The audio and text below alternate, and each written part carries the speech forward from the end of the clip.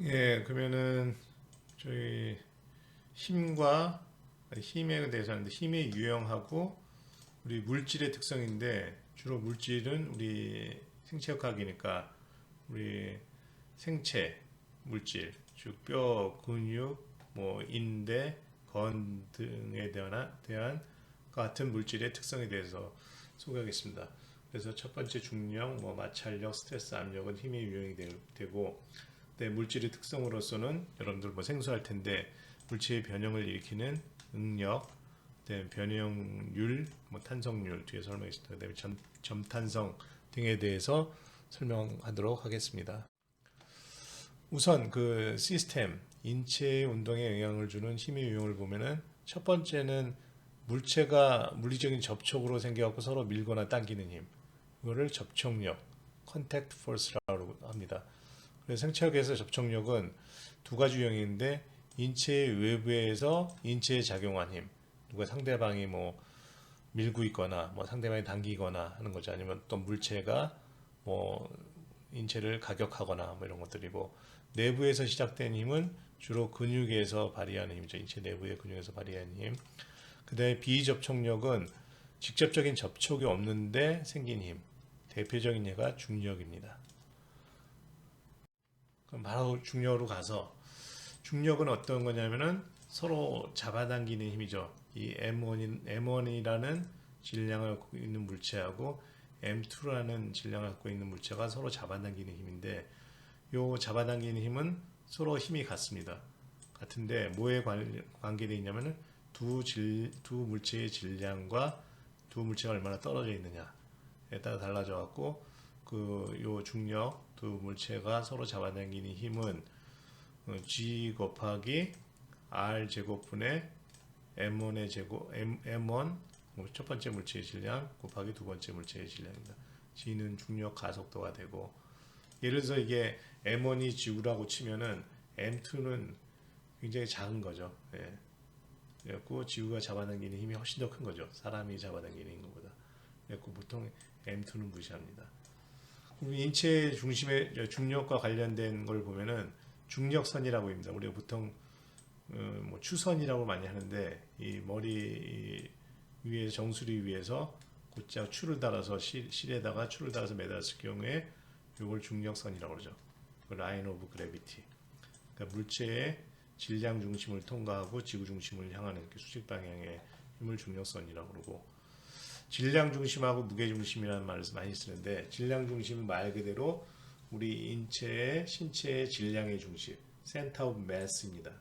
그리고 무게 중심은 센터 오브 그래비티라 해서 아까 여기서 중력선의 가운데 제일 가운데에 있는 중력선의 몸의 무게 중심에서 무게 중심이죠. 그러니까 요 인체가 중력이 작용하는데 그 중력의 중심이죠.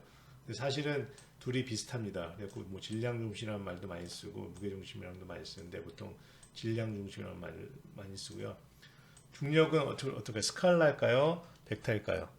네. 아까 계속 말씀드렸지만 중력은 이 힘이기 때문에 지구가 잡아당기는 힘이기 때문에 벡터가 되는 거죠. 네, 마찰력으로 넘어가겠습니다. 그 마찰력은 두 물체 사이 미끄러짐에 저항하는 힘입니다. 그러니까 미끄러지는 걸 저항하는 힘, 잘 안 미끄러지게 하는 힘. 그래서 마찰력의 방향은 항상 운동하는 방향과 반대 방향입니다. 반대 방향에 저항을 하죠.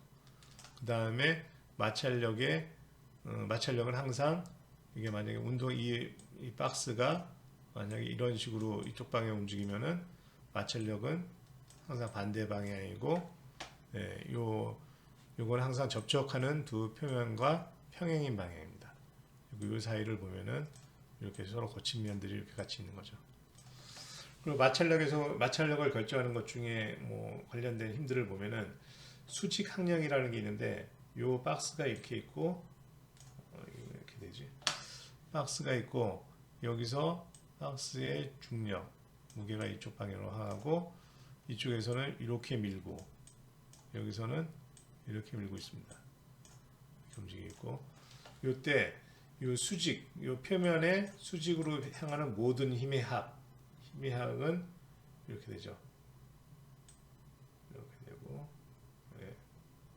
여기서 수직 힘을 normal force라고 합니다. 수직 항력.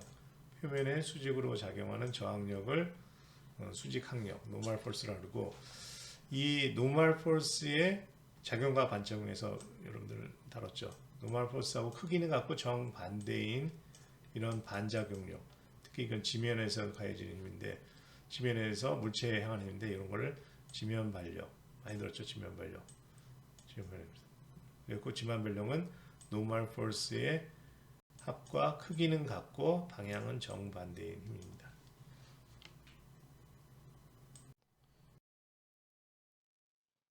보행 시 앞으로 밀고 나갈 때와 앞발을 지면에 내드릴 때, 앞으로 밀고 나갈 때는 이 상황이 되겠고, 앞발을 지면에 내릴 때는 이 상황이 되겠죠. 이때 지면과 우리 인체에 작용하는 힘들을 이렇게 표시한 겁니다. 여기서 수직항력, 지면발력, 마찰력은 어떤 것인지를 구별하는 예제인데요. 이 예제에 대한 설명은 제가 실시간 줌 강의 때 설명하도록 하겠습니다. 그렇다면은 마찰력에 대해서 이제 어떻게 계산하고 어떤 개념인지 설명할 텐데, 마찰력은 크게 정지 마찰력하고 운동 마찰력으로 나눌 수 있습니다. 첫 번째 정지 마찰력은 물체가 미끄러지지 않는데 지금 미끄러지기 시작하기 위해서 필요한 힘을 정지 마찰력입니다. 현재는 정지되어 있습니다. 정지되어 있는데 이 물체를 미끄러뜨리려고 하는데 미끄러지기 시작할 때 필요한 힘. 이거는 뭐냐면은 미끄러지는 힘이 크기와 미끄러지려는 거. shear force라는데 전단력이라고 해서 요게 이쪽 방향으로 우리 지금 미끄러지게 하려고 합니다. 이게 잡아당기는 힘인데 요 잡아당기는 힘의 크기 합과 같고 방향인 반대인 게 이게 정지 마찰력입니다. 최대 정지 마찰력은 뭐냐면은 이게 뭐 힘이 작으면 마찰력은 작겠죠. 근데 힘이 점점점 커져서 움직이기 직전까지 현재 정지되어 있습니다. 움직이기 직전까지가 직전에 최대 이 정지 마찰력이 최대가 됩니다. 그때 정지 마찰력이 최대 정지 마찰력이고, 그 정지 마찰력의 크기는 어떻게 계산하냐면은 이게 뭐죠? 그렇죠? 이게 발력, 누르는 힘에 반대되는 힘, 발력이죠. 그러니까 지면 발력이 될 수도 있죠. 지면 발력의 크기는 여기 질량과 관계 있습니다. 질량이 아니라 중력. 근데 이렇게 잡아당기면 또 여기서 수직 힘도 다 더해지겠죠. 여기서 그 힘, 수직력, 반작용력 곱하기 뮤라고 하는데 뮤 S는 뭐냐면은 정지 마찰 계수라고 합니다. 정지 마찰 계수. 정지 마찰 계수는 접촉하고 있는 두 물질의 서로 특성에 따라서 결정되는데, 이거는 실험으로 측정합니다. 그래서 보통 정지 마찰 계수의 크기는 뮤는 0에서 1이 됩니다. 그러니까 마찰 계수가 가장 적은 게 0, 마찰 계수가 가장 큰 게 1이라고 보고 있습니다. 0은 거의 뭐 얼음과 같이 잘 미끄러지는 거고, 0으로 갈수록 잘 미끄러지는 거, 1로 갈수록 잘 미끄러지지 않는 것입니다. 그래서 최대 정지 마찰력보다 더 큰 힘이 작용하면 물체는 그때부터 미끄러지기 시작하고, 그 다음부터는 최대 정지 마찰력이 아니라 운동 마찰력이 되는 거죠. 제가 다음 슬라이드에서 설명하는 운동 마찰력. 그러면은 운동 마찰 계수는 정지 마찰력에서 어떻게 다르냐면은, 이건 정지되어 있는 게 아니라 물체가 지속적으로 미끄러질 때 필요한 힘이 운동 마찰력인데, 운동 마찰력의 크기 역시 정지 마찰력과 마찬가지로 수직에 작용하는 수직력, 요 R과 비례하는 거죠. R과 비례하고, 그러니까 마찰력이 크다는 거는 이 R이 클수록 커지는 거죠. R이 크려면 어떻게 되죠? 이게 물체가 무겁거나 아니면 수직으로 다른 또 누르는 힘들이 있거나 그랬을 때 이 R이 커지죠. 그 마찰력이 커지는 거고, 또 한 가지는 마찰 계수인데 이거는 운동 마찰 계수입니다. 그러니까 운동하고 있을 때 두 물질의 특성에 의해서 결정되고, 이 역시 실험을 통해서 결정됩니다. 그래서 이 운동 마찰 계수는 정지 마찰 계수보다는 항상 최대 정지 마찰 계수보다 항상 작습니다. 작고 0보다는 크고. 그 다음에 여러분들이 명심해야 될 거는 운동 마찰력의 방향은 항상 이 미끄러지는 방향과 반대 방향이라는 걸 명심해서 명심하면 좋을 것 같습니다. 그 다음에 운동 마찰 계수가 정지 마찰 계수보다 작은 이유는 왜 그럴까요? 여기서 설명했듯이 운동 마찰 계수가 정지 마찰 계수보다 작다. 작다는 건 뭐죠? 운동하고 있을 때 이 움직임을 방해하는 성질이 더 작다는 거죠. 잘 미끄러진다는 거죠. 그 이유는 이와 같이 정지되어 있을 때는 이렇게 뭐 요철처럼 이렇게 꽉 마주있던 게 운동하기 시작하면은 여기서 잘 미끄러질 수 있는 요소들이 많이 생기는 거죠. 그래서 운동 마찰 계수가 정지 마찰 계수보다 늘 작습니다. 네, 그러면은 정지 마찰력하고 운동 마찰력과의 관계에 대해서 살펴보죠. 일단 이거는 이 박스를 지금 이렇게 전단력 앞으로 밀 때 이 반대 방향에 마찰력이 작용하고 이거는 수직항력, 물체의 질량, 중량하고 관계 있는 거죠. 이걸 나눠 보면은 이거 오브젝트 스태틱, 또 오브젝트 무빙이 뭐냐면은 물체가 정지하고 있을 때 여기까지는 정지하고 있는 거고 여기서부터 움직이고 있을 때입니다. 그리고 정지하고 있을 때 먼저 보면은 요거는 전단력의 크기, 가로는 세로는 마찰력의 크기입니다. 그러니까 전단력이 증가함에 따라 마찰력도 여기는 증가하죠. 최소한 정지하고 있을 때까지.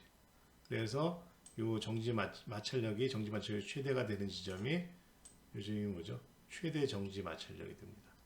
근데 최대 정지 마찰력 이상으로 이제 시어 포스 미는 힘이 더 커지면은 그 다음부터 움직이기 시작하는데 움직이게 되면은 마찰력이 줄어듭니다.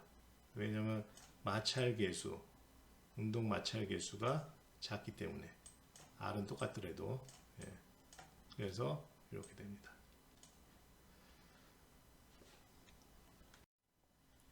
두 번째 예제입니다. 여러분 컬링 아시죠? 컬링에서 이 스톤을 얼음에서 미끄러뜨리는 건데 얼음과 스톤 사이의 정지 마찰 계수는 0.1이고 운동 마찰 계수는 0.05일 때 이 컬링의 질량은 19kg입니다. 이때 속도가 컬링을 밀어서 초속 3m의 속도로 미끄러지고 있을 때 이때 스톤의 마찰력은 얼마인지 1번, 2번. 두 번째는 스톤이 멈췄어요. 다시 스톤을 움직이게 하기 위해서 필요한 전단력, 즉 미는 힘의 크기는 얼마인지를 여러분이 풀어서 과제로 제출하시면 됩니다.